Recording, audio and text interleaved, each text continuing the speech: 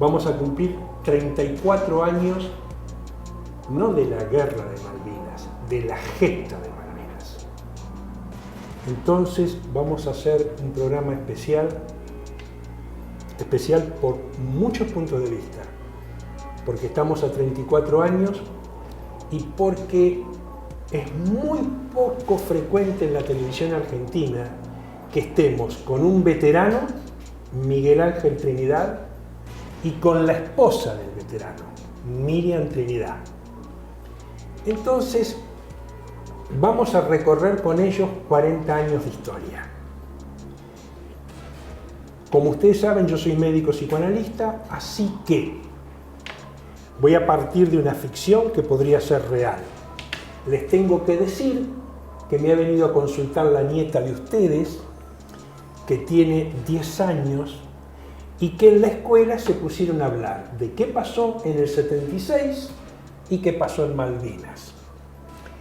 Entonces, ella me pide ayuda a mí para que los abuelos, que son ustedes, le cuenten esas cosas. Porque además, ¿cómo es que se llama la nieta? Zoe Victoria. Zoe Victoria, además, lo que le cuenten sus abuelos lo va a conversar en la escuela, donde tiene 30 compañeritos junto con su maestra. Entonces, vamos a empezar. En el 76, ¿vos cuántos años tenías? 15. 15. ¿Y vos? 13. 13. Muy bien. ¿Qué le decimos hoy a Zoe? ¿Qué fue el 76 para vos y para vos? ¿Qué le decimos? Abuela, ¿qué pasó en el 76? Bueno, en el 76 tenía 15 años, ignoraba, porque tengo que ser muy sincera, todo lo que estaba pasando, el proceso militar. Mis padres no militaban, no pertenecían a ningún partido político, por consecuencia yo tampoco. Así que esa etapa del 76 al 80, no puedo decir mucho más lo que veía en televisión y las cosas que estaban pasando, pero me enteraba por televisión. Era muy joven, estaba en una etapa donde estudiaba, donde tenía un grupo de amigos precisamente que no militaban tampoco. Entonces era otro ritmo de vida el nuestro.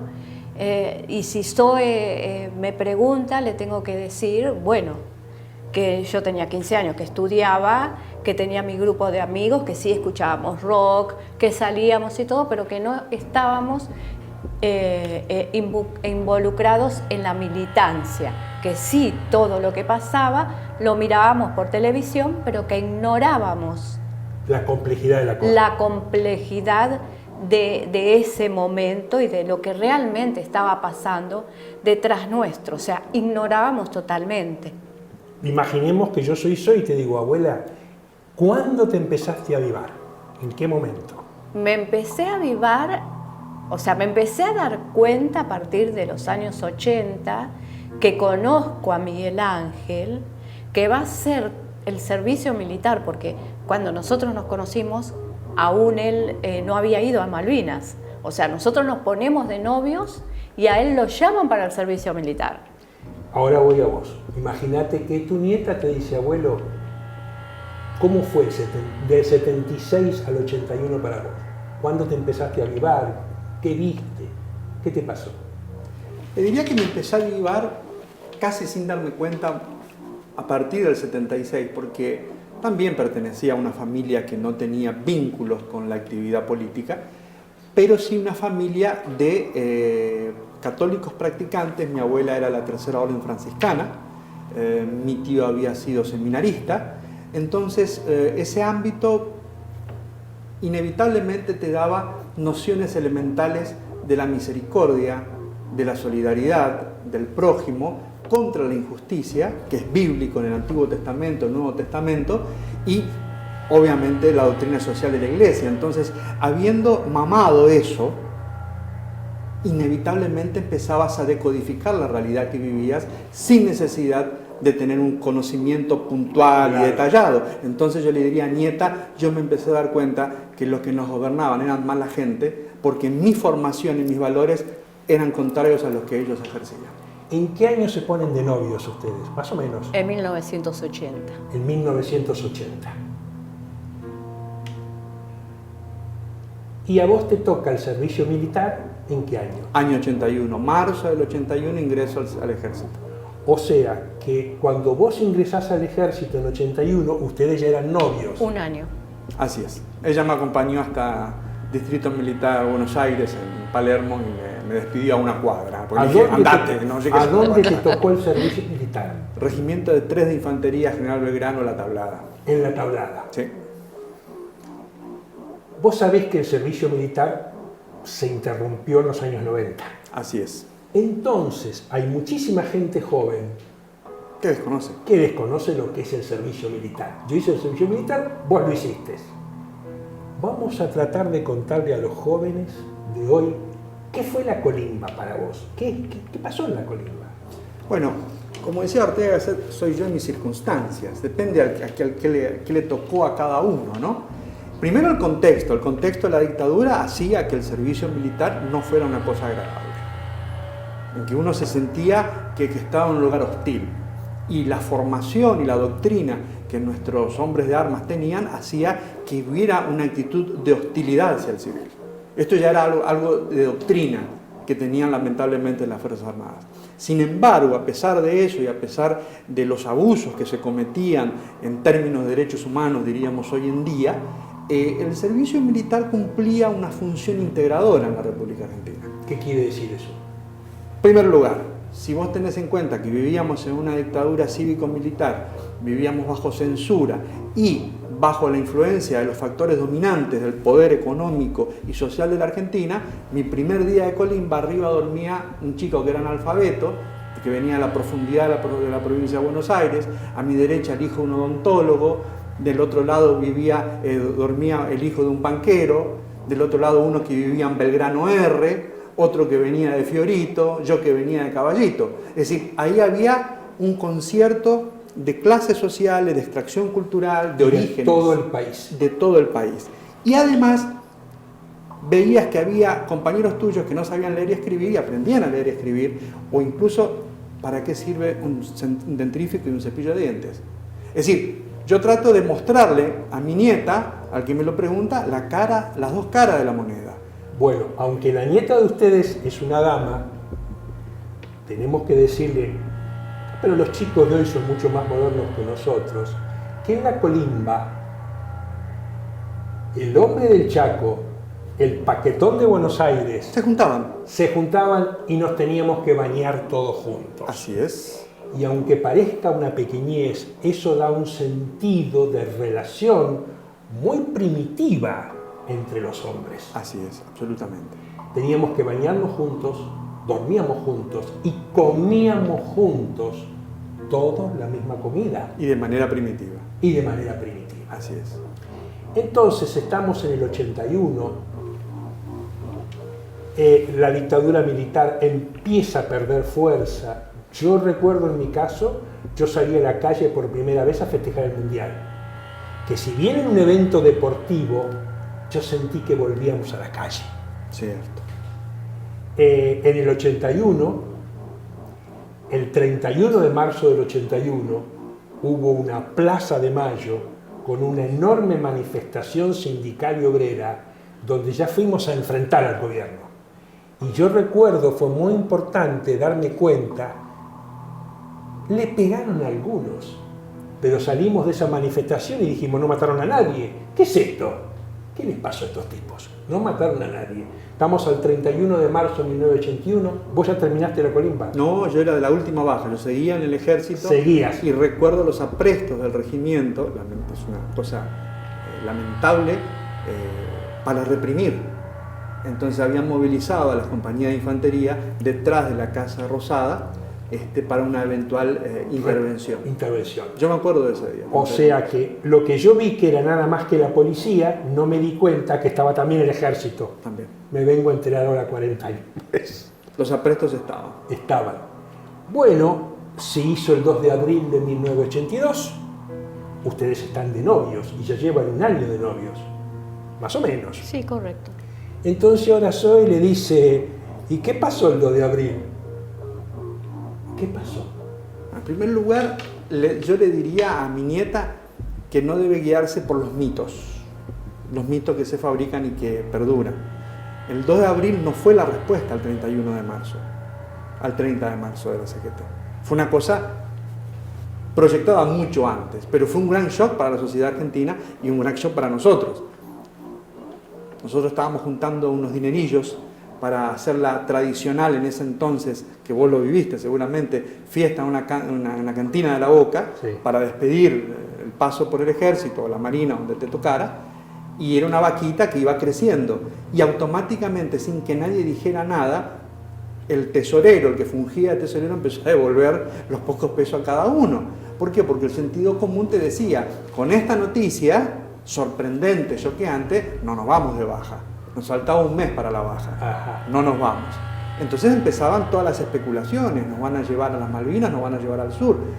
Todo indicaba, por la ubicación de nuestra unidad militar, por las características del rol de combate de nuestra unidad, que iríamos movilizados al sur. Pero había un sexto sentido que me decía que iba a pasar algo más, razón por la cual rompí el acuartelamiento, es decir, nadie podía salir, yo me las ingenié para salir, fui a visitar a la que era mi novia, a mi vieja, y les dije, algo va a pasar, y efectivamente a la madrugada cuando volví, ya estaba el radiograma que llegaba a nuestra oficina, por cierto, que una vez que se lo descifraba, decía que teníamos que estar listos para en 48 horas estar en Malvinas. Vos eras la novia de un soldado que estaba terminando la colimba y que de un día para otro, ¡pac!, se va a Malvinas. Tratemos de contarle a Zoe, la niñita que hoy tiene 10, qué era para una muchacha joven de un país que nunca había ido a una guerra, que de un día para otro tu novio, un novio de un noviazgo ya asentado, afianzado, de un día para otro se va a la guerra. Tratemos de recuperar aquella Miriam.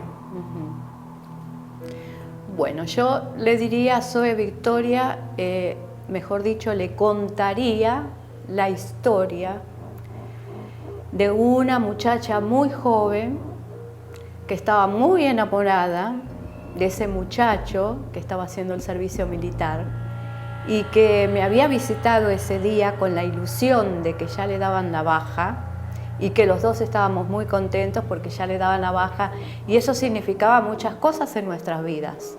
Teníamos proyectos, a pesar de que teníamos un año de noviazgo. Teníamos proyectos de trabajar, de seguir estudiando, nos queríamos, estábamos enamorados. Y fue muy lindo ese día cuando él me dice, bueno, en pocos días ya tengo la baja. Y se fue de mi casa. Como a los 2 días me llama por teléfono y me dice, Miriam, andate a la casa de mi mamá, prepara un bolso con mi mamá y vengan a la Tablada a despedirme porque nos mandan a Malvinas. Bueno, para mí fue muy fuerte. Tuve que ir a la casa de la mamá de Miguel Ángel y hacer el pedido de él, preparar un bolso, hablar con mi suegra, que no fue fácil, porque si bien el papel de novia sí es muy difícil, y esto lo aprendí de muy grande, porque cuando era joven, cuando uno está enamorado, no se da cuenta mucho de estas cosas. O sea, decirle a una mamá que tu hijo se va a la guerra es muy difícil. Y eso me doy cuenta ahora. ¿Qué notabas? ¿Qué te parece que le pasaba a esa mamá? Fue muy fuerte, claro, se puso a llorar, hubo que contenerla. Bueno, de una muchacha jovencita, las palabras mías no eran muy contundentes y lo único que le pude decir, bueno, tenemos que ir a despedirlos y iba a pasar, y Miguel Ángel, siempre fui una persona con muchísima fe y siempre dije, tengo fe que todo va a salir bien y que va a volver. Yo soy Zoe. ¿Qué tenía de miedo mi bisabuela? ¿Cuál era el miedo de mi bisabuela? Que no volviera. Que no volviera. O sea, que a mi abuelo lo maten en la guerra. Exacto, porque por cada telegrama que él me mandaba me costaba mucho abrirlo. Entonces yo pensaba, ¿qué dirá ese telegrama? Y tengo que ser fuerte y tengo que abrirlo. Pero bueno, el telegrama siempre decía, mi amor, estoy bien, te amo, ya pronto nos vamos a ver y cositas ¿Cada así. cuánto te podía mandar un telegrama? Más o menos. Y yo creo que en 2 meses y medio que duró la guerra he recibido unos 4 telegramas, más o menos. 6. 6 telegramas. 6 telegramas. Sí, y yo le he mandado también. Y vos, una vez que recibías el telegrama, ¿tenías que ir a hablar con la mamá de él? La mamá de él también recibía telegramas, pero nos comunicábamos y o yo de repente la iba a ver y bueno, hablábamos del tema, bueno, está bien, gracias a Dios. Ok. Vamos a la guerra y a los tiros. Una situación impensada dentro de la formación militar, no solamente de los colimbas, sino de las Fuerzas Armadas Argentinas. No era una hipótesis de guerra, no se pensó nunca que se iba a pelear con los británicos, por consiguiente fue un shock no solamente en el aspecto humano y psicológico, sino también en el aspecto profesional. Y empezamos a hacerle frente a una situación de la forma en que se fue presentando, siendo muy conscientes de que éramos parte de la historia de la Argentina. Pregunta capciosa, difícil y embromada. ¿Cuántos compañeros soldados vos viste que arrugaban frente a la guerra, que no tenían la convicción de pelear contra el enemigo? Éramos según las circunstancias que nos tocaba. En algunos uno mismo en soledad tenía un momento de debilidad, en otras vos veías que otros tenían esa debilidad. Creo que todo ser humano es permeable a un momento de ser vulnerable de esa manera. Vamos a hacer un primer alto acá. Yo en mi investigación de la guerra, en términos de guerra pura, la mayoría de los soldados tenían la opción de rebelarse ante sus superiores y no pelear. Eso pasó en la guerra de Vietnam. Tengo entendido que en Malvinas eso no pasó. No. Es decir, que la mayoría de los soldados, en las peores condiciones, pelearon.